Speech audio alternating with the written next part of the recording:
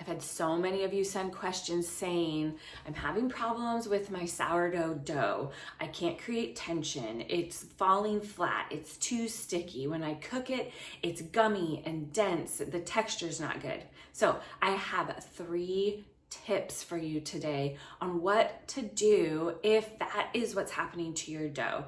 And we're gonna go through each of them, and I wanna challenge you to do them in the same order to try it and see.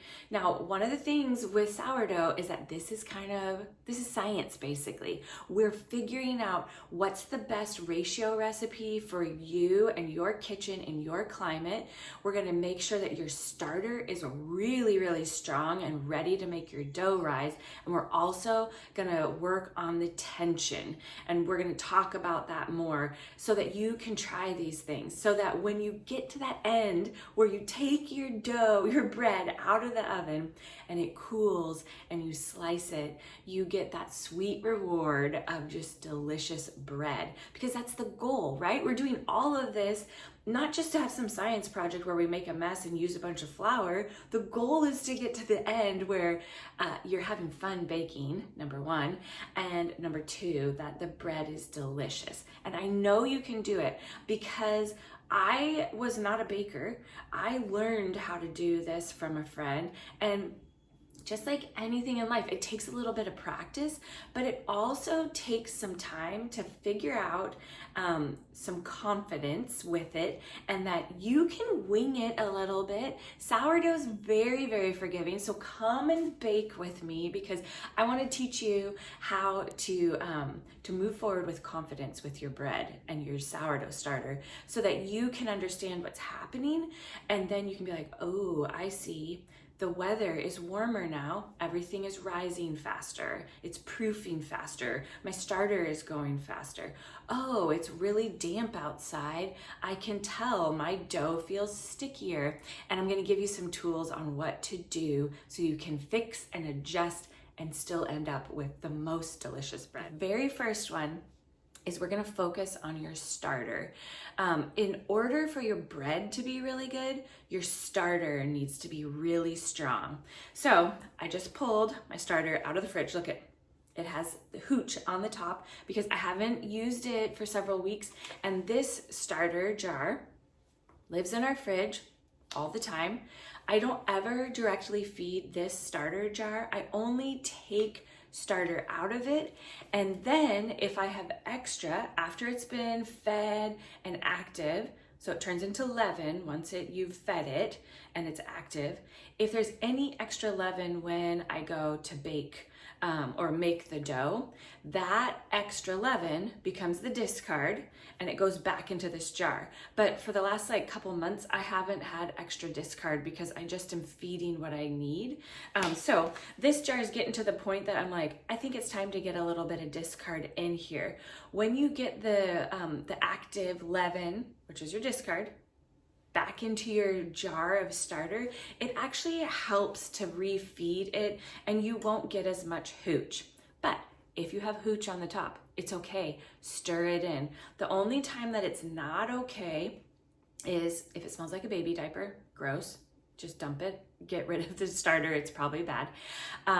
If the hooch has turned green or pink, that means that it has bad bacteria in there and it's no longer good, so get rid of it. But if it's like this or even just a little bit darker, we're just gonna stir it right back in. So take your starter and we are going to do a double feeding. When you do a double feeding of your starter, it allows it to get stronger and stronger before we make the dough. And so that's what we're gonna do. So come on over here. We're gonna do a double feeding, and then what I'm gonna do for my double feeding today, even though I'm actually not gonna make my dough out of rye flour, we'll do that in another video, but rye flour is really good at helping your starter get really strong. If you don't have rye, try to get whole wheat. I like the Bob's Red Mill whole wheat, and we can even get it in our bulk section at our grocery store. That one also is really great. Any of these richer stronger flavored flours because they aren't as processed. They just have essentially like, think of it like giving your starter like a boost of steroids. It's not steroids, but it just is stronger. It's gonna make your starter stronger. So we have all of the elements of what we're gonna need in order to get our starter fed and woken up. First, we have a quart-sized jar. The reason I like to use a quart-sized jar is because when our starter is fed the second time, it will rise all the way to the top of the quart-sized jar, and then we are going to use all of it because we're gonna make a batch of dough that is big enough to make 2 loaves. If you are not wanting to make that much, you are gonna cut all the measurements in half that I tell you, and you wouldn't need a quart-sized jar. Like, you would only need a pint-sized jar, but you can still use the quart. You just need to know that if you're gonna cut yours in half, yours is only gonna end up filling it halfway when you get to the end. But first, we have our clean quart-sized jar. We're gonna set that on our scale, and I'm gonna tare the scale. Ooh, first, make sure that your scale is actually set to grams because that's the unit that we want to use. So now it says grams, and right now it's measuring the weight of the jar. We don't wanna see the weight of that jar because we only wanna see what we're gonna add into it. So I'm gonna tare the scale, which means that it cancels out the weight of this jar. When you take the jar off, now it tells you a negative number, which it's good to play with your scale so that you understand how it works because it's super helpful. It makes making sourdough so much easier because you don't have to worry about measuring out, like, did you do the exact amount of flour? Did you do the exact amount of water? The cool thing with the scale is that you will always do the exact same amount because you're going off of weight as opposed to measuring out. When we measure out flour in particular, flour is one of those baking products. I mean, it's the same like baking soda or salt. Your flour can get compressed while it's getting shipped to you or like as it's been sitting in the bag for a long time. And so half a cup of flour is not always the exact same amount because if yours is fluffed up. So this is why I like to use the scale because it is exact. And what I'm doing right now is I'm mixing in my hooch. Your hooch is part of your starter. If you are always pouring the hooch off of the top of your starter will get very, very thick because you're getting rid of the liquid. I know some people like to pour it off. Honestly, I think that anytime that there's a big debate about stuff, it means there's multiple ways to do it. So just know, this is the way we do it. We stir our hooch in and our starter stays nice and active. Okay, it's all stirred up. What we're gonna do for our first feeding is we are gonna start with 33 grams. We're gonna do what would be a 1:1:1 ratio, which means I'm putting the exact same amount of each of our elements. So starter, water, and flour are all going to be exactly the same. When you do a 1:1:1 ratio, it actually allows you to have a stronger starter because it's getting so much good food from, oh, there we go, okay. So we have 33 grams of our starter. You can see it's not very much. We still have a lot left in here that we'll be able to use on a different day. When I put this back into the fridge, I just gently put my lid on so that it's not gonna fall off.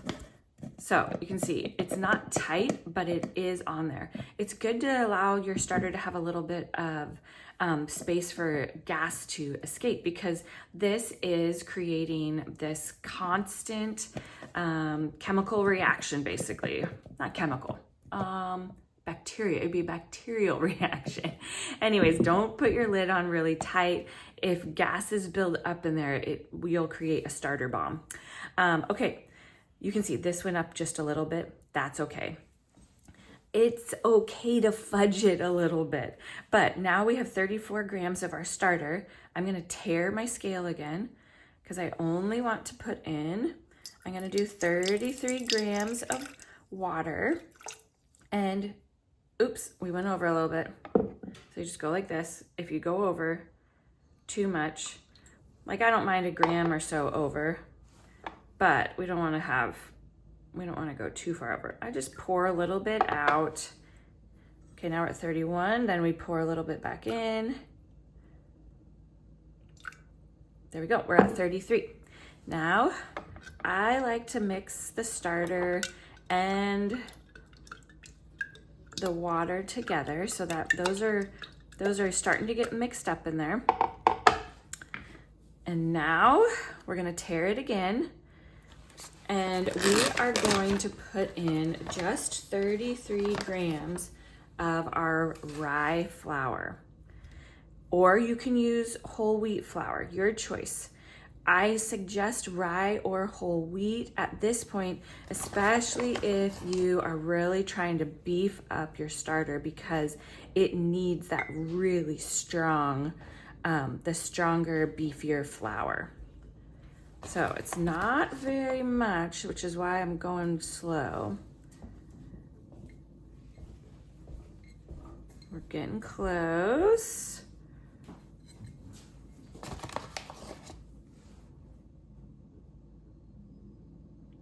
Almost there.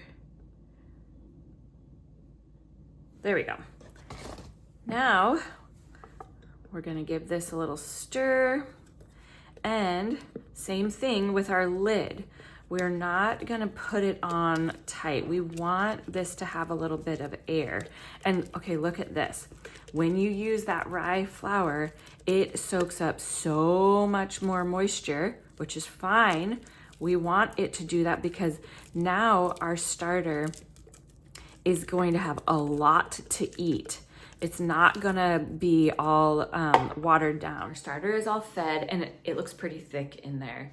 As it sits and rests together and rises, it's gonna get fluffier.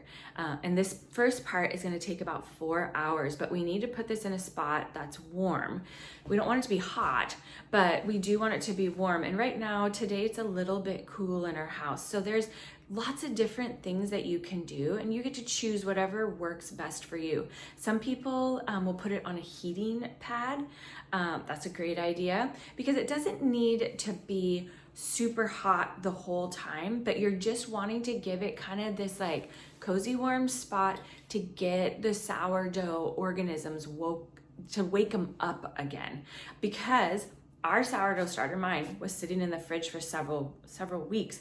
When I have to stir that hooch in, that is basically my sign that my sourdough starter is very dormant.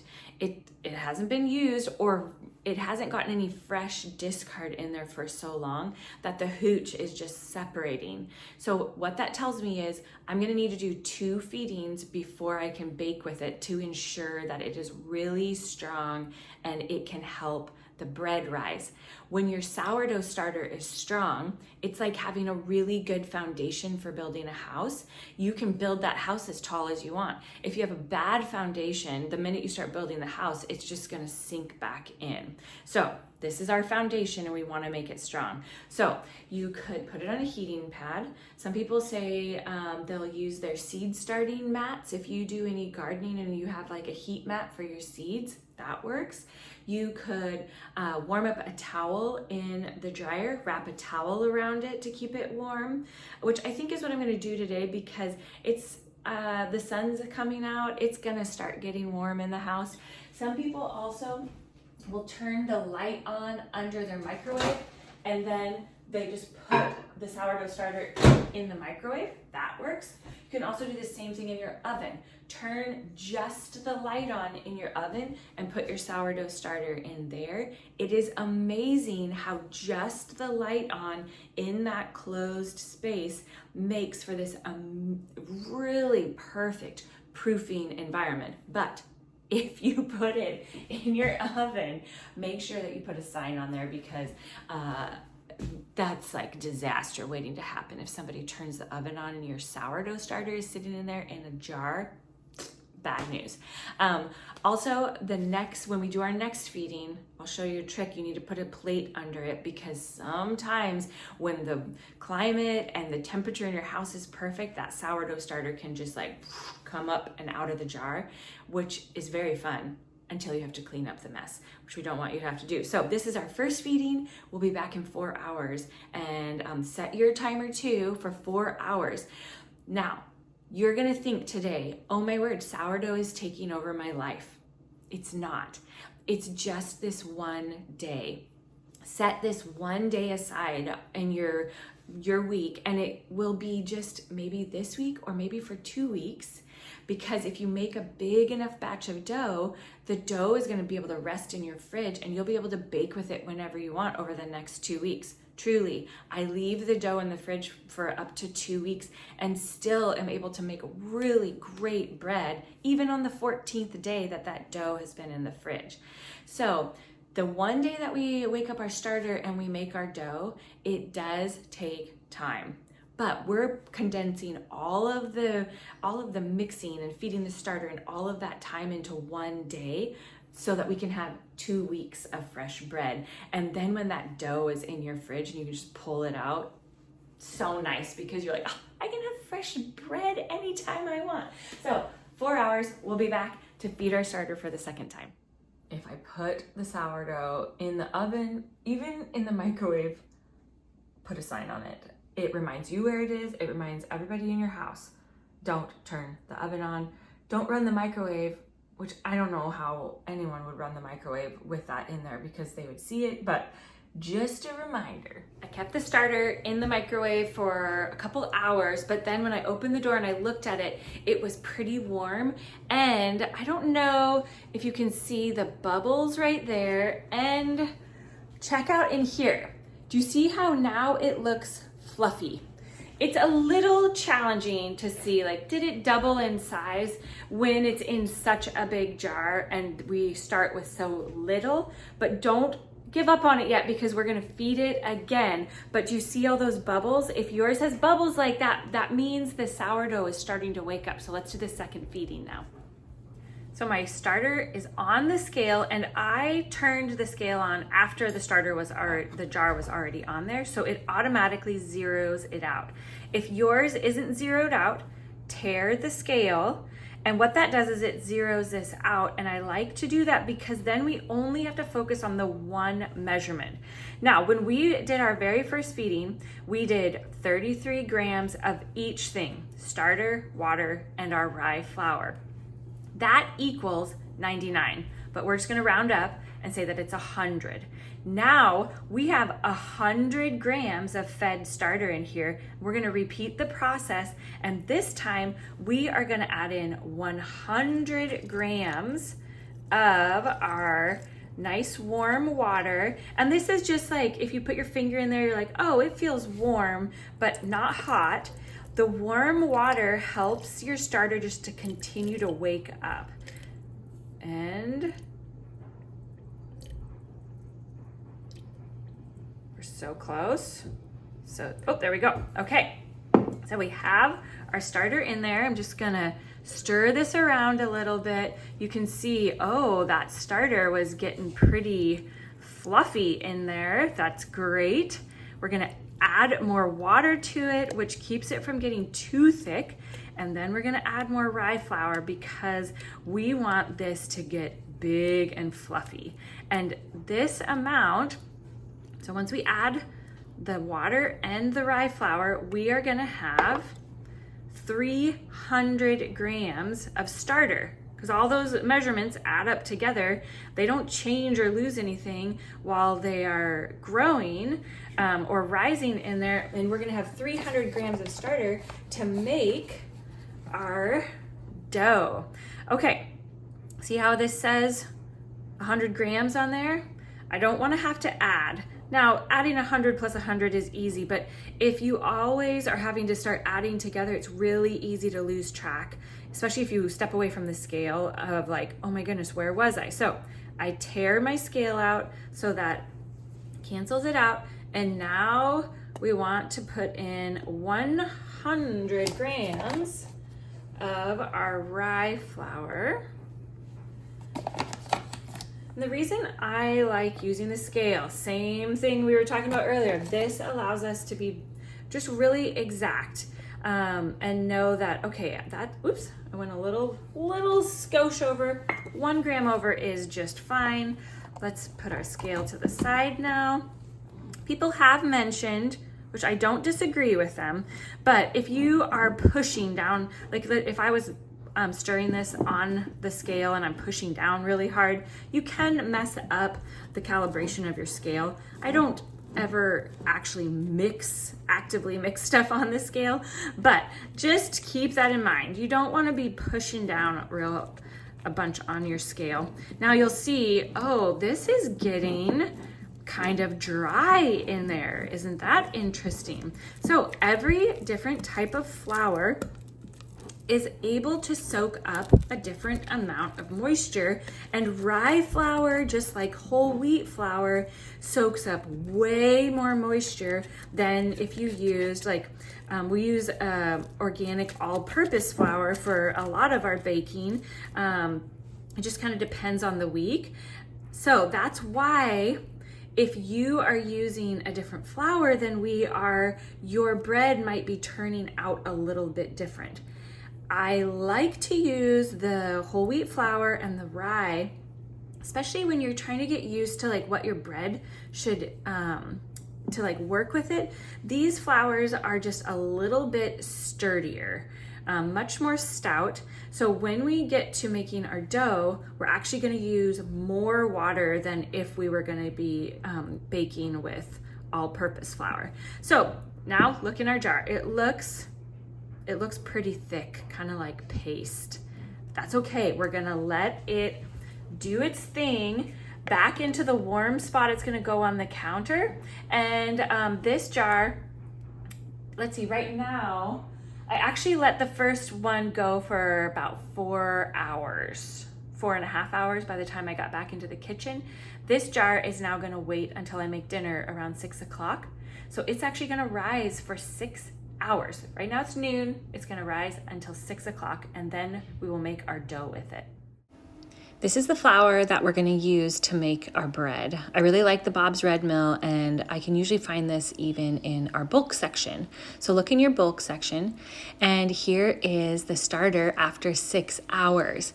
It's still gonna be really thick, so just know that if you are getting yours to beef up and you're using whole wheat flour or rye, your starter is gonna be very thick. So when I put my bowl on the scale, I tear it out so that I can make sure I'm only measuring just the starter measurement. And make sure that your scale's on grams, because you wanna be using grams. And I scrape out as much as I can from the jar, but because I want to put a little bit back into my starter jar in the fridge, I left a little scraping in there so that it will go into that starter jar.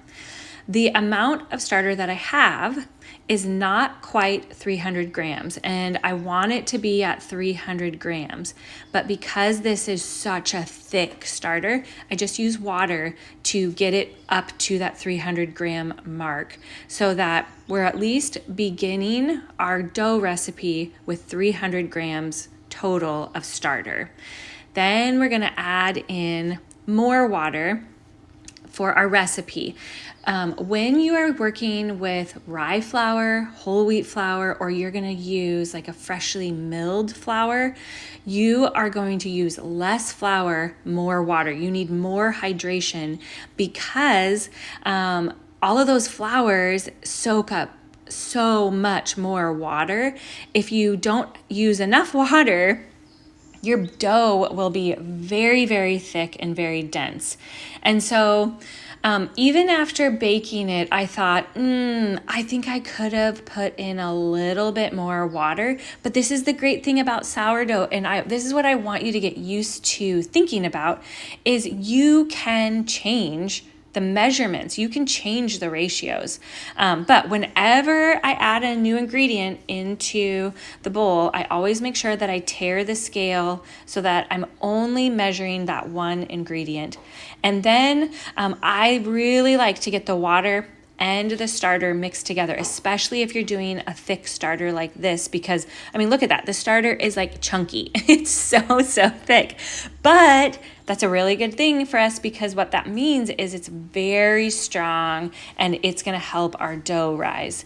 Now, you don't have to use this thick rye fed starter or whole wheat fed starter to make whole wheat bread. You can use this to make any kind of dough you want. It adds a little bit more depth of flavor to that dough, whatever it is you're making. But you don't have to use, like let's say a recipe called for unbleached all-purpose flour. You can feed your starter with rye or whole wheat and then still go and make that recipe with the unbleached all-purpose flour. So I'm using my dough whisk, lots of whisking here because I want it to get mixed up. I take it off the scale when I'm doing it so that I'm not messing up my scale at all. Once you put it back onto the scale, get your scale, make sure it's still at grams, and then tear your scale out so that you're only measuring the flour measurement. And we are going to do 800 grams of our whole wheat flour. I love that I can just pour it in. It is so much easier than measuring, and then you're like, did I do 5 cups or 6 cups? It's so easy to just pour it in and let the scale do all of the measuring. And yes, as you can tell, sometimes I go over a bit. Just take it out, no big deal. So now that our flour's in here, we're gonna do the same thing. We're gonna get our dough mixed up. I like to use the dough whisk at this point we're not trying to get it really smooth. That's not the goal. Sourdough is really interesting because the more that you allow the sourdough to do the work of working its way through your dough, just like yeast would, the more that you let the sourdough do the work, the softer and better texture your bread will be. If you're over mixing your dough, it has a tendency to get dense and gummy. So don't over mix. The goal is simply that we get all the flour incorporated. And what I was finding here is because our starter was so thick, the dough needs more water. So if your dough's looking like this, it's pretty thick, it needs more water. So I'm gonna add 50 grams more water, and I'm putting all of the measurements down in the description below. I know it's hard to print from that description, but look down there, follow those measurements because I put the ones that I ended up doing for this whole wheat dough.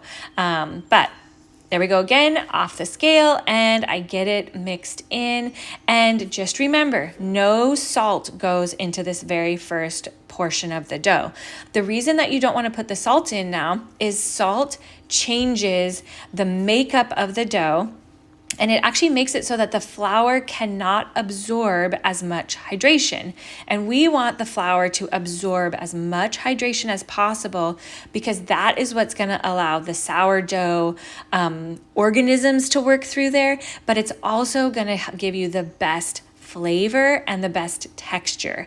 So get your dough to this point where it still looks pretty lumpy and clumpy, but all of that flour is incorporated. If yours still is too dry, you are probably in a different climate than we are. Maybe the weather was different that day. You can add a little more water. It's going to be okay. Once you get it to this point though, this is when I actually pop the bowl back onto the scale.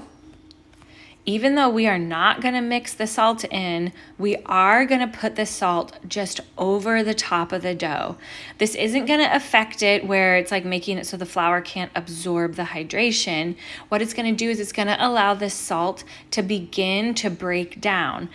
So the salt is going to sit on the top for the autolyse. So this is the first resting where the dough gets to rest together. The salt is just going to rest on the top of the dough. When you come back after this autolyse stage, you'll see that there's a little bit of moisture that is gathered around the salt. That's good. That means that the salt is starting to break down. So when you go to do that first mix, the salt's going to be easier to incorporate in. So I just put the bowl back on the scale and I measure in 22 grams of salt, which I feel like sometimes with the whole wheat flour, you can even go up to like 25 grams. Sometimes it needs a bit more salt. So we're just going to cover our bowl. This is going to rest for 30 minutes. So I'm setting my timer and I'll be back to deal with the dough in 30 minutes. But remember that starter that was left in the jar? I'm getting it back into my main starter jar because I don't ever want my main starter jar to run out of essentially the discard. So what I'm scraping out of here is what you would call discard.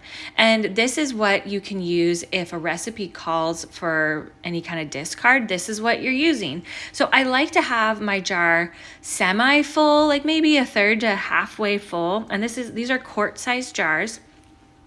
I like to have it in there because then I have the freedom to mix up another big batch of dough, or I can make waffles, pancakes, cookies. There's so many cool recipes that you can use a little bit of your sourdough starter. And the sourdough starter gives those recipes a little bit more depth of flavor. Those recipes you bake just like a regular, like you're gonna make cookies, you bake just like you are gonna make cookies. It's been 30 minutes and look at how soft the dough already is. So what I like to do is I go over the dough and I push that salt down in. Once I've pushed it in, then we begin the stretch and fold process. And you can see the dough down in the bottom, it looks a bit different than the dough that was up at the top. And the goal for this first stretch and fold is really that we get all of that salt tucked into the dough. We don't need to do massive mixing. The sourdough is going to do the work of getting everything incorporated, and it's going to start working through the dough to soften it. But this first stretch and fold, you just want to make sure there's no salt still stuck on the side of the bowl or sitting up on top of the dough. Now we're going to cover it and set our timer for another 30 minutes, and then we'll be back for the second stretch and fold. We're going to do a total of 3 more stretch and folds, which if you do 30 minutes in between, this takes about 2 hours. So when I do my whole sourdough making schedule, I like to feed my first feeding in the morning, second feeding at lunch, make the dough at dinner, do the stretch and folds through the course of the evening, and then my dough goes into the fridge. And I'm gonna put this schedule down below so that you can see it. So just click on the description, click the more button, it'll be down there below. But each stretch and fold, you're doing the same process.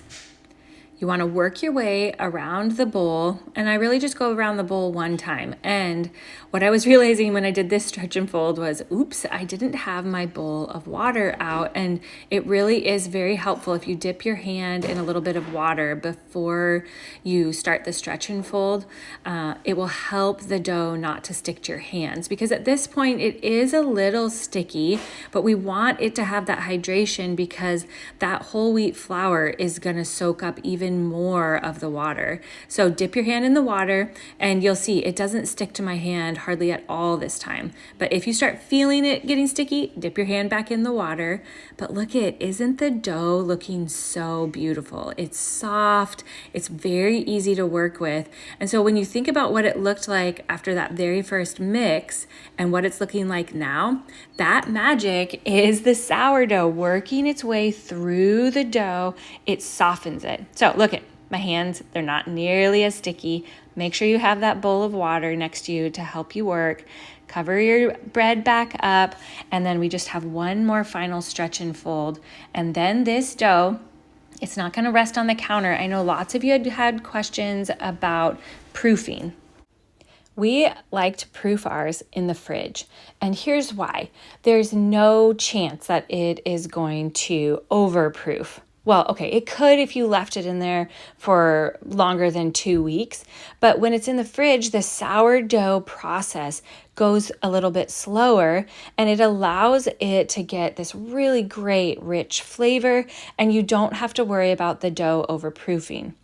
So, final stretch and fold, and then I put it into the big bin and it goes in the fridge. The biggest reason why I like to do it this way is because I only want to make dough one time a week, and it's going to live in the fridge until I'm ready to bake. And this is how we do the process so that the dough is in there ready to go whenever we want to make something.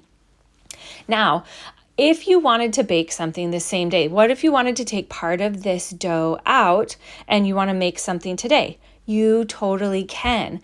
Take a portion of the dough, shape it into your loaf, put it into your loaf pan or into your Banneton basket, and allow that portion to either proof on the counter for a couple hours, or you can actually pop that into your fridge in the loaf pan and let it be in the fridge for at least 4 hours. And then you can literally bake it straight from the fridge, goes right into the oven, and you will have really great texture.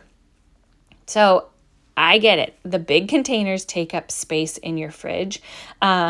We feel like it's worth it. We actually do have a second fridge in our garage that I will put, like if I make a couple different kinds of dough, they will go and live out there. If you don't have as much space in your fridge, use a smaller container. That's just fine. The dough has been in the fridge for a couple days, and today is the day that I have time to bake. And so I'm taking it out, and look at how firm it is. It is this firm because we had a really beefed up starter, and this is whole wheat dough. Whole wheat dough is just way more stout than if you use some kind of bread flour or all-purpose flour. And what I do is I put my container on, I tear it out so it's zeroed out, and then what I want to do is I want to take out 800 grams of dough. And you'll know you've done 800 grams because your scale is going to read negative 800. And so you don't have to worry about weighing the dough and trying to remember the weight of your container, none of that stuff. Just do a reverse weight. Put your container on, tear your scale so it'll be 0, and then keep taking out chunks of dough until you get to negative 800 grams. And that's how much I use if I'm going to make a rustic loaf. It's also how much I use if we're going to use, if we're going to do a sandwich loaf, which is what I'm going to show you how to make today. The sandwich loaves are so much easier to start with because the shaping is different. It's easier. So I put a little bit of water on the counter because I don't want my dough to stick to the counter. Here's our loaf pan. You don't have to use a cast iron loaf pan. You can use a glass pan. You could use a metal pan. It's up to you. Whatever you have will work. Just make sure that you oil it really well. So I drizzle just a little bit of olive oil in there, and I work that around the whole pan, especially in the corners. You don't want your dough to stick in the corners. So all the way around the pan, work it all the way around, and then you want to set your pan up in front of you so that it's ready for you to put your dough in once you get it rolled. And one of the reasons why I love the sourdough sandwich loaves is because the shaping is just, you're just going to roll and squeeze, roll and squeeze, roll and squeeze. So there's our dough. It's still cold from the fridge. We're going to work with it cold from the fridge. It will be easier for you to work with if it's cold. If it has been sitting out for a long time, resting on the counter, getting warm, it will be stickier. So keep that in mind. If your dough is too sticky, did it come straight from the fridge or has it been sitting out for a while? If it's been sitting out for a while, pop it in the fridge and let it get cold again. Then water on your hands, and then you're going to start rolling. And I want you to squeeze the dough as hard as you can. Squeeze, squeeze, squeeze. And we're going to I typically do 4 passes when I'm doing a sandwich loaf. And the ones where you're rolling the whole log, it's hard to roll it because it's getting very thick and it will kind of start to fall open. Like you can see right there, it's falling open. That's okay. That means we're almost done. You want to squeeze, squeeze, squeeze. Put more water on your counter if you need to, and roll and squeeze. And you are like pulling the dough towards you as you're rolling it forward so that you can create as much tension as possible.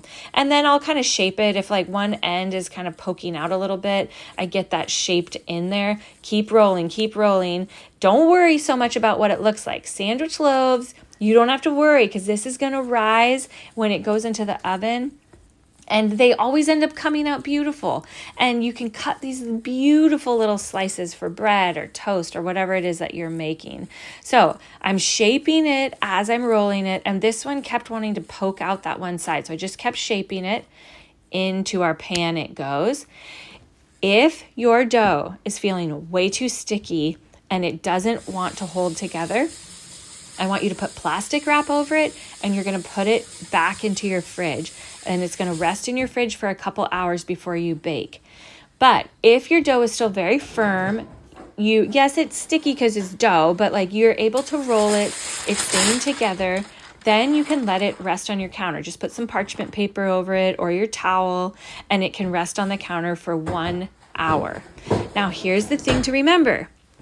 Sourdough does not rise the same way that yeasted bread does. Sourdough rises when it goes into the oven. It does a very minimal rise as it sits out. So don't expect it to look way, way different, but do a nice deep scoring on the top because that is going to allow it to rise even better once it goes into the oven.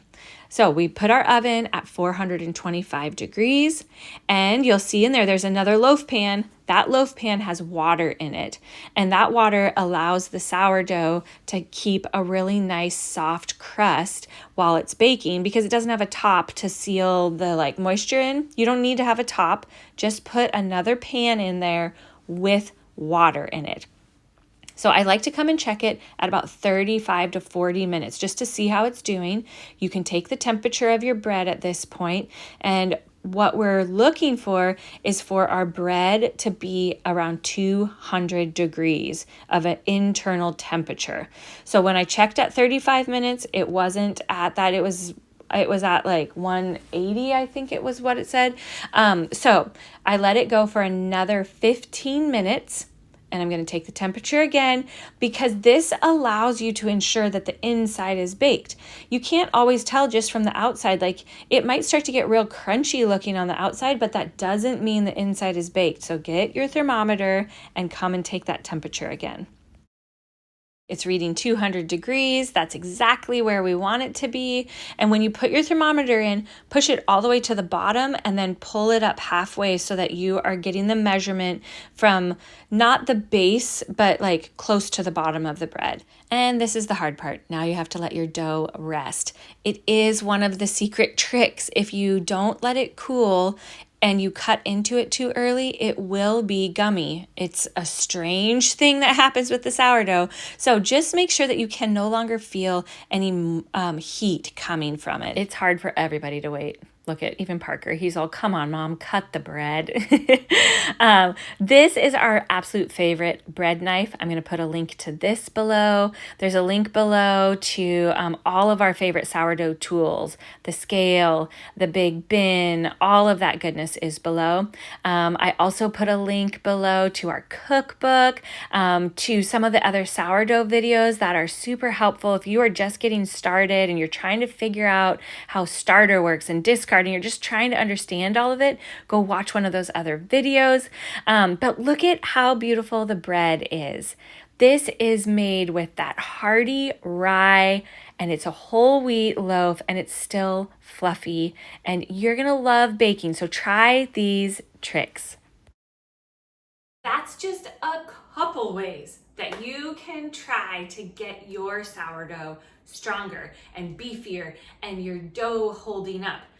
Give that starter a deep, deep feeding. Use rye flour or whole wheat flour.